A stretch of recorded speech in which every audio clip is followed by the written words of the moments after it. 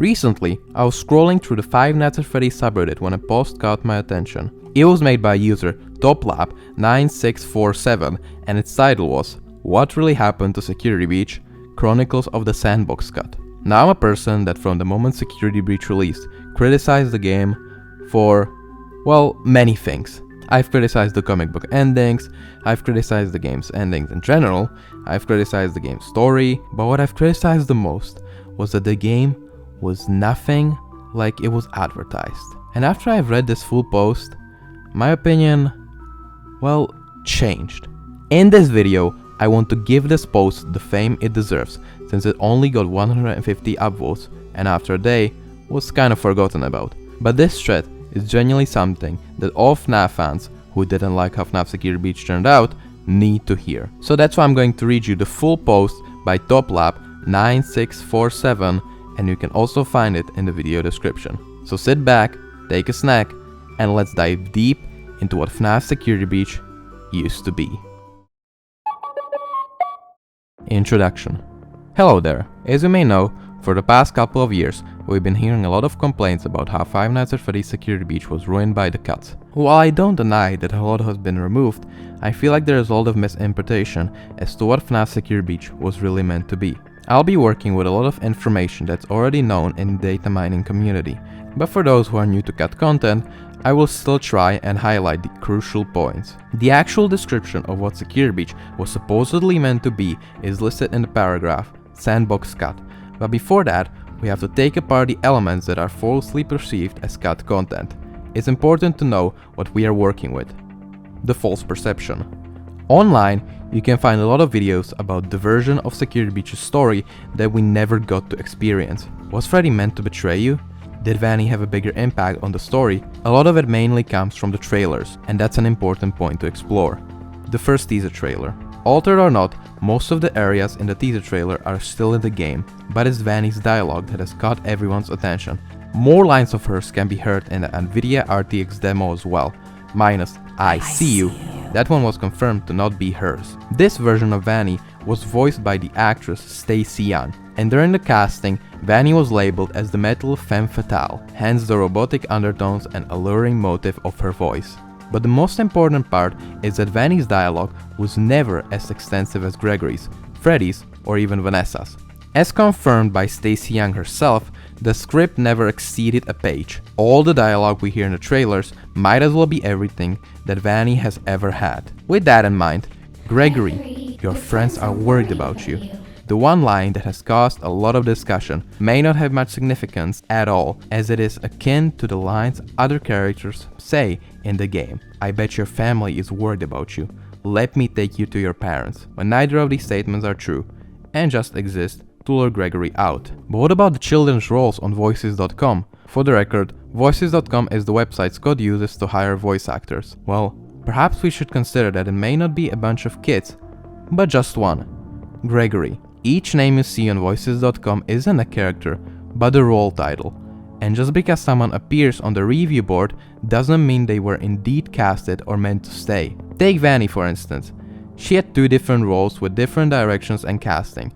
The Reluctant Follower by Jessica Tang, who then became the metal femme fatale by Stacey Young. The children seem to be one and the same. Kid in the box, which may be referring to Gregory in the stomach hatch. What a sweet kid, no evil intentions, who is described to be a little boy calling out to his friend. I've seen interpretations of this kid being Gregory's lost friend or Vanny trying to lure him away, but perhaps the truth is more simple. Calling out for his friend is what Gregory does the entire game.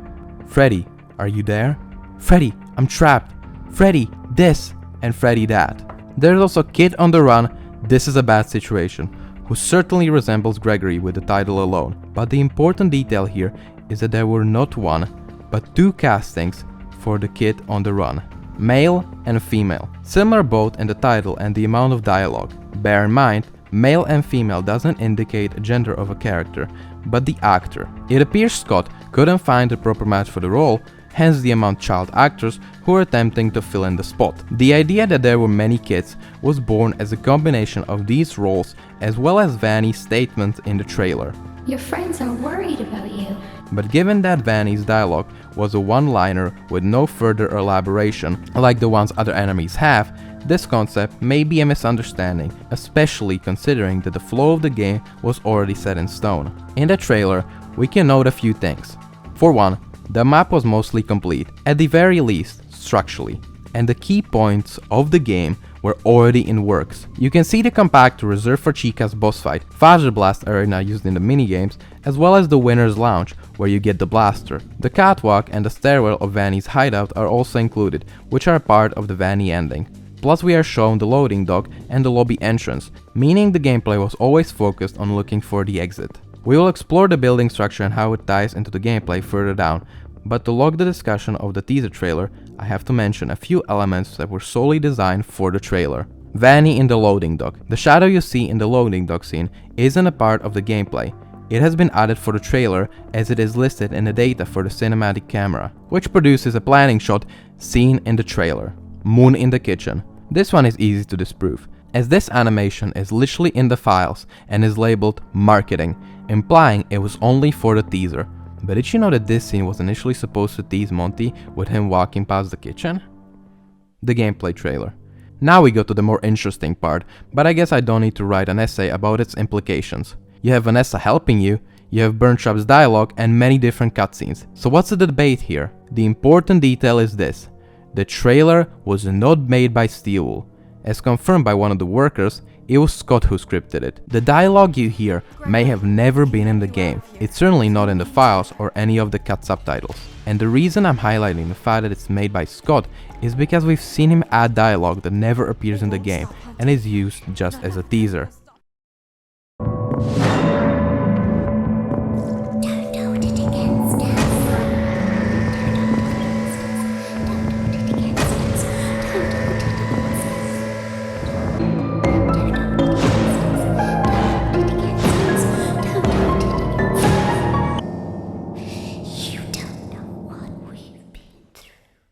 You don't know what we've been through and don't hold it against us are the ones everyone has heard of. But did you know that Scott also planned a second Sish location trailer that included a dialogue which was never intended to be in the game, despite being crucial for the story? There's no doubting what you've achieved on a technical level. These are clearly state-of-the-art. That's right, initially the cutscene with Afton's interview was just for the trailer. The only reason Scott put it in the game instead is because he thought it was too spoiler heavy. Even the trailer for Ruin has Gregory's monologue that never even occurs in the actual game, nor was it supposed to, seeing how the game has barely anything cut. The trailer is also set to include cinematics, not just gameplay, and that's where we start discussing the footage.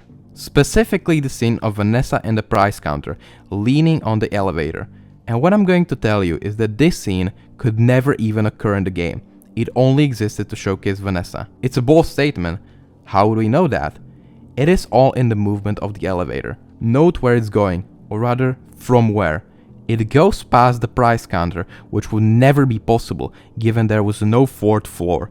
Technically, there still isn't, despite what the current map and fake elevators try to convince you.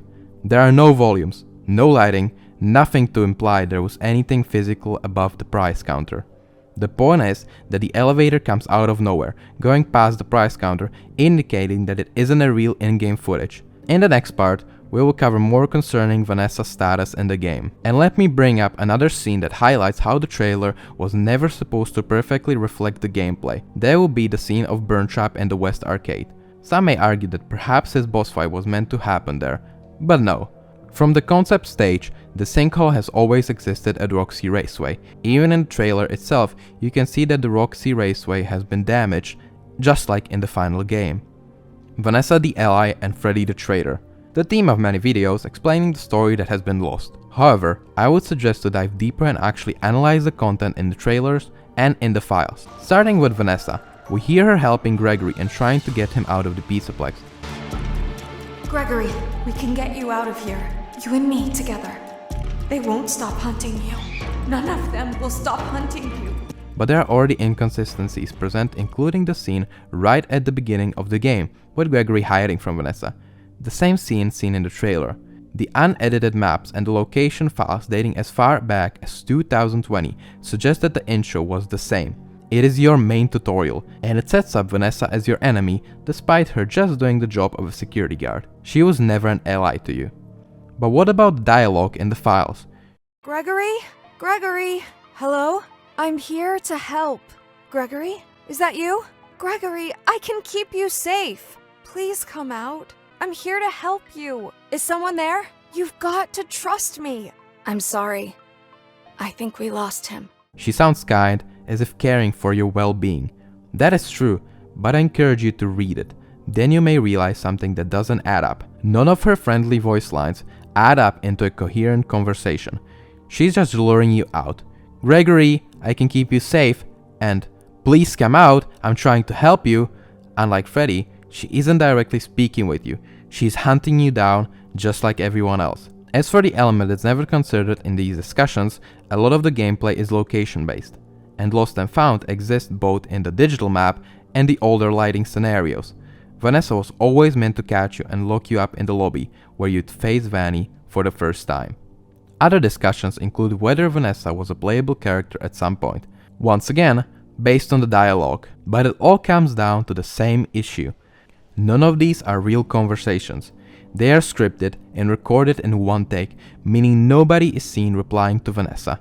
Rather, it is something you eavesdrop on while she's in a different room. While there's more undeniable evidence for Freddy, the circumstances are unclear. Yes, Freddy is heard hunting you down and being evil, but people have different opinions as to when and where it happens. Where are you going? Come back. I thought we were friends. Superstar Gregory. Why do you hide? The popular interpretation suggests that Freddy was meant to betray you in the Vanny ending. However, the other cut dialogue may contradict it, as Freddy is the one talking to you about using the console to defeat Vanny. In actuality, Freddy's betrayal wasn't even cut. Thing is, it wasn't a betrayal at all.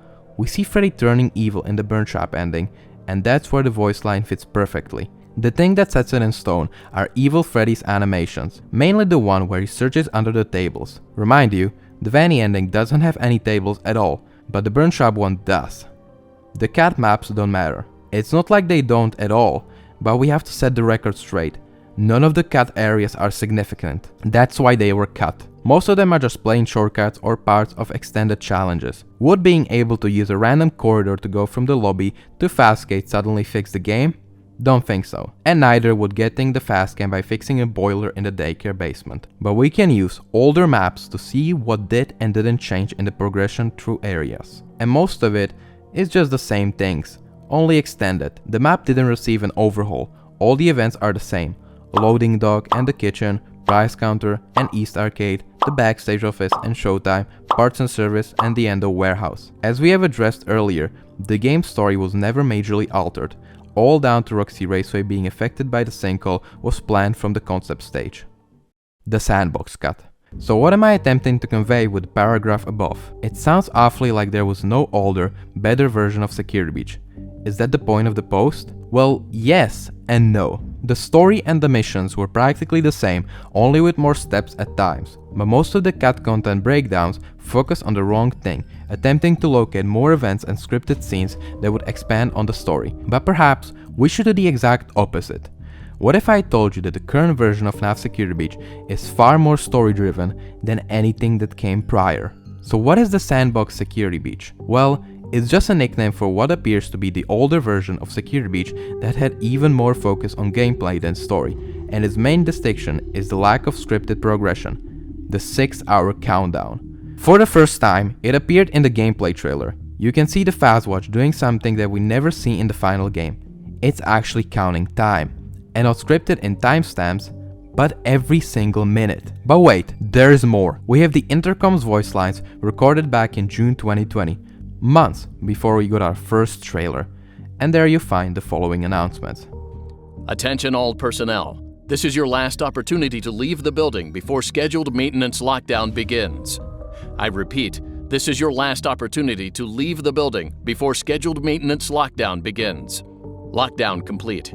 All animatronics please remain at your recharge terminals until recharge cycle is complete. Recharge cycle complete.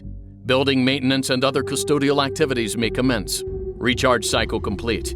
Building maintenance and other custodial activities may resume. It is now 15 minutes until the hour. All animatronics, please return to your recharge terminals.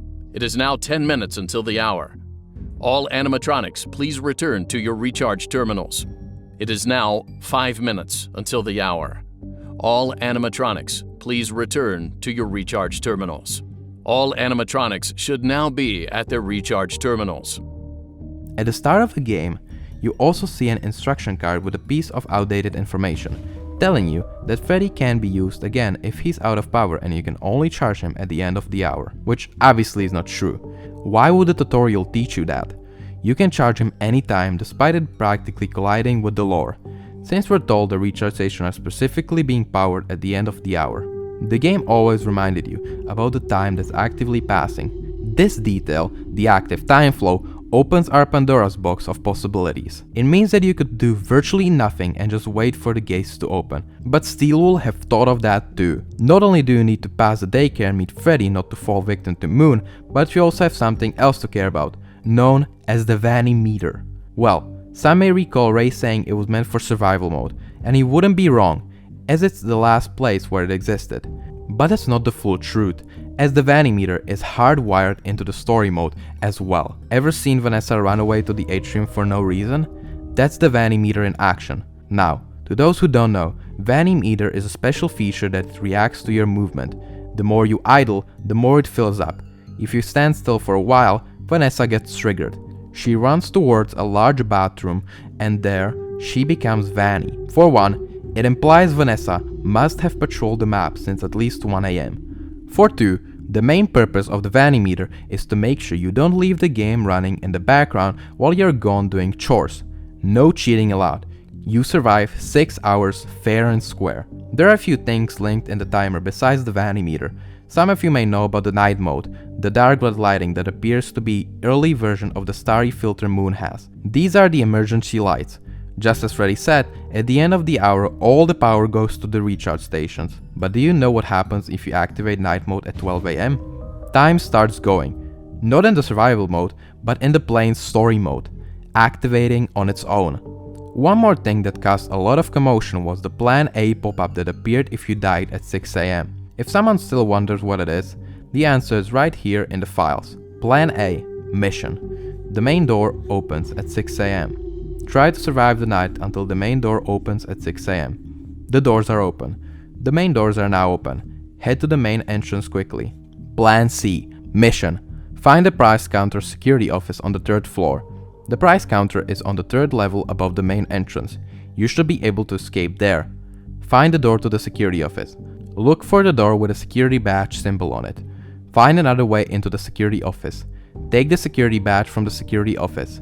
Survive until Freddy shuts down the alarm. Find the VIP room at the back of the price counter. That security bot won't let you pass unless you are a VIP member. If you collect enough prizes, he may let you in.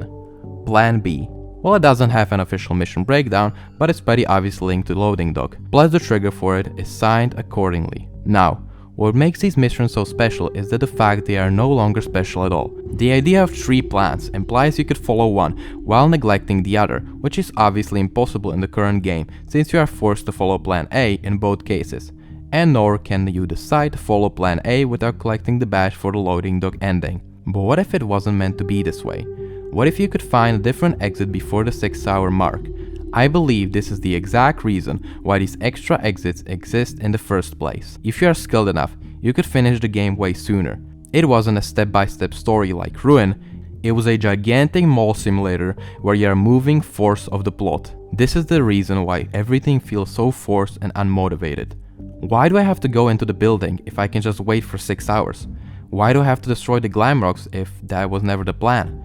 Why can't I just hide and wait? Why do I have to put myself in danger? Well, you don't. And that's the true meaning of the Sandbox Security Breach.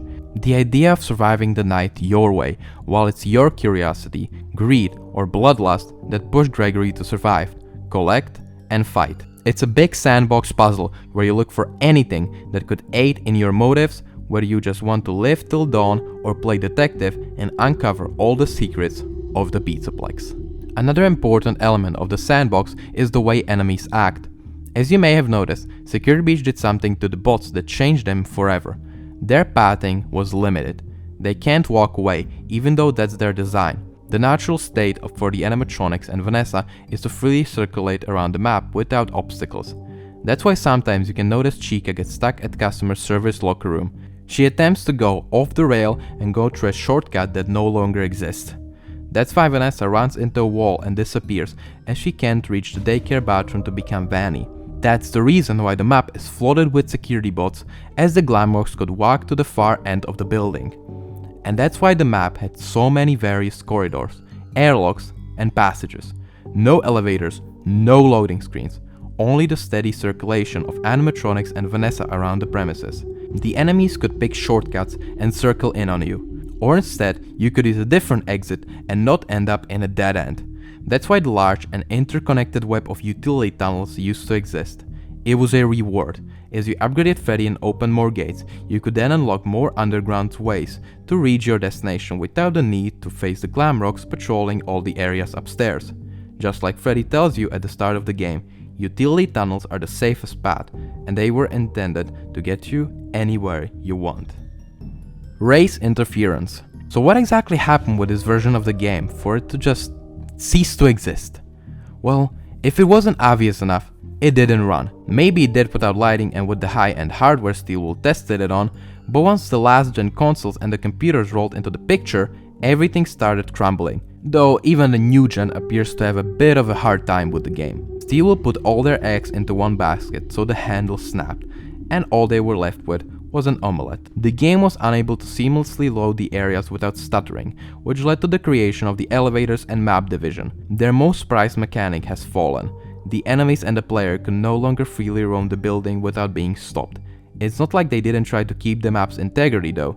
In the files, you can still find the special gates that you needed to push E to go through them and load the next area. There's also a high probability of the other arrows linked to the concept. Like, what if the hour ends while you're in a boss fight? Besides, it's very likely that a lot of the missions, dialogues, and areas still weren't finalized. Time was scarce, and Steel needed to do something fast. Perhaps that's why Ray McCaffrey comes in. I don't consider myself a conspiracy theorist, but how strange is it that Steel gets a new producer in June, and that's exactly when the game gets labeled a pre-alpha as opposed to version 1.0 that it was called just at the end of last month, May. There are two possibilities. A. They came to realization that the game was raw and unworthy of being called version 1.0. B. Or the other version I consider more interesting.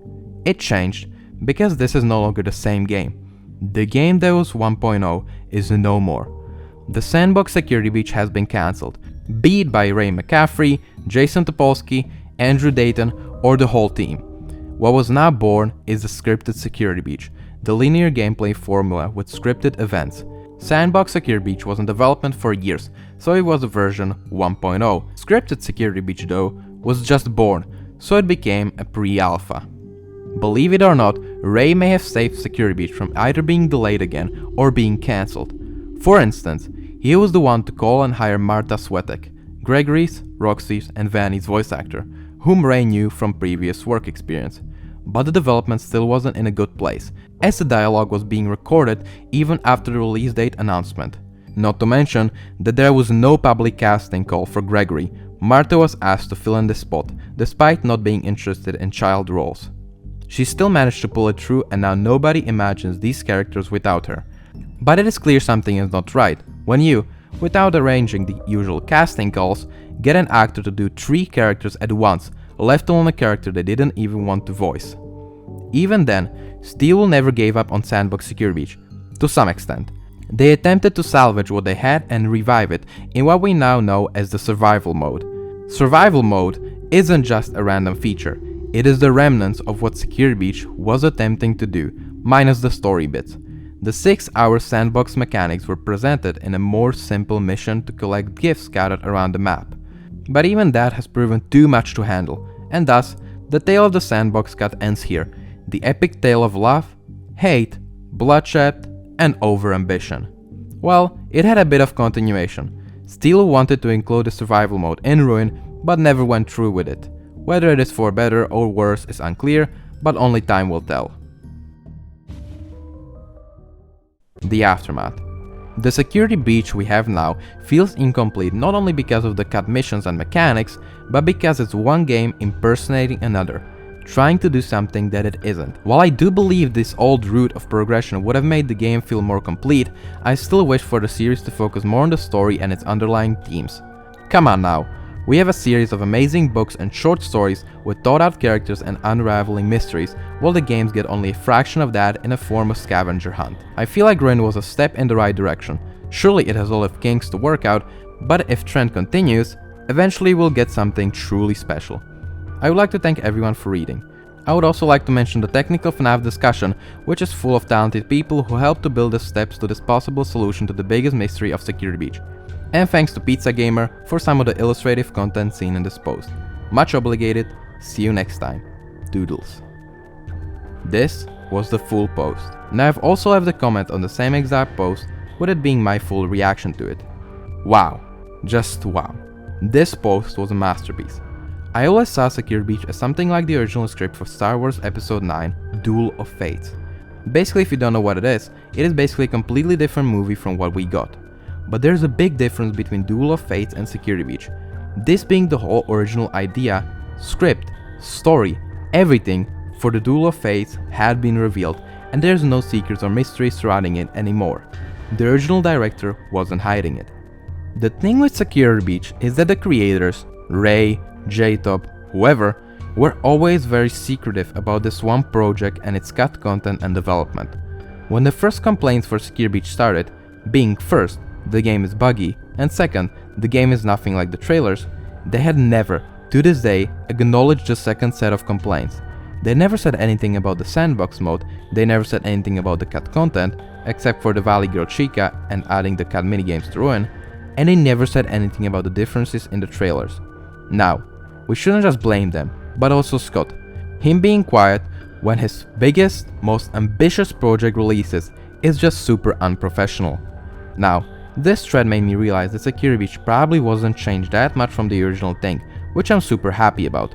But this doesn't excuse the fact that Steelwool should have said something about these major changes, or at least Scott himself.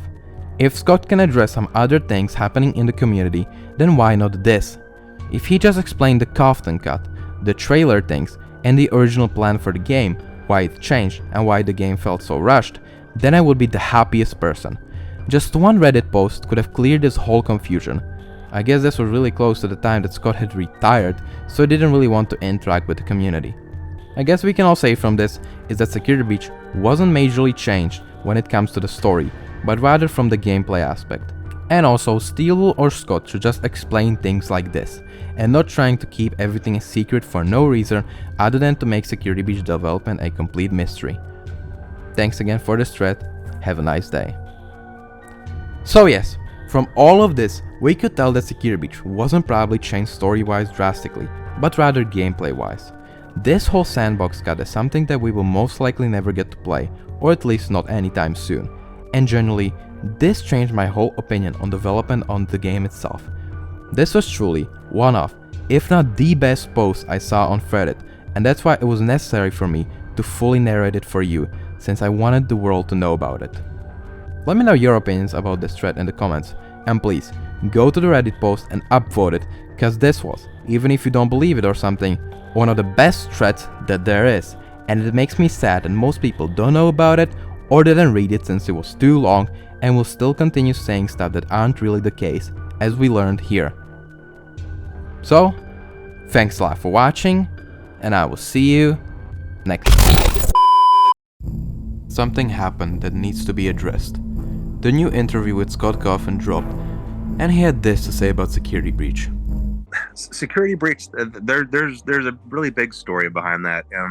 That was definitely a challenging period, and a lot of things just didn't align up perfectly for that, and there were a lot of reasons for that. I mean, obviously, I hear lots of studios and things kind of blame COVID for stuff, but there is a reason for that, and it was just really difficult.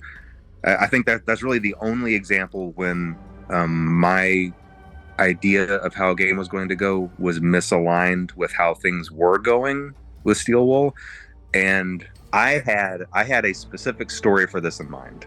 okay, for Security Breach. I really did. I had a very specific story in mind, and it is very different than the one that got in the game. I honestly didn't know what to do after this video released. This whole video is trying to say that Security Breach wasn't changed story-wise, but only gameplay-wise. And now Scott says, right to our faces, that it was indeed changed drastically. Well, after some thinking, this is what I think about this. The original plan for Security Breach that Scott had, the original story, was probably never even in the sandbox cut. The original script, the blueprints, the original papers which contain the original story that only Scott knows, were most likely never fully utilized and used even in the sandbox cut of the game. This video is specifically talking about the original game of Security Breach, the thing we saw in the trailers and in the original promotional material. The original story that Scott mentioned was never even in that game, it was only written on paper or in Scott's mind or whatever. Only Scott knows the original script. One clear example is how he mentioned how Burntrap never moved in the original story. But as we saw in the first gameplay trailer, the one which still showed the sandbox cut, he clearly moved at the end. I hope you understand what I'm trying to say. The Cotton Cut is indeed a real thing. Only Scott knows it since he never told the full story to Steelwool. But it is only a written story. It was never implemented in the game, not in the sandbox cut. And since, as I said, this video is specifically talking about the original game, what was stated in this video might still hold up. But that's just what I think, and what is most likely the explanation to what Scott said. I hope you understand what I'm trying to say. I really do. Well, that's it from me. Hope you have a wonderful day, and I will see you next time. Bye.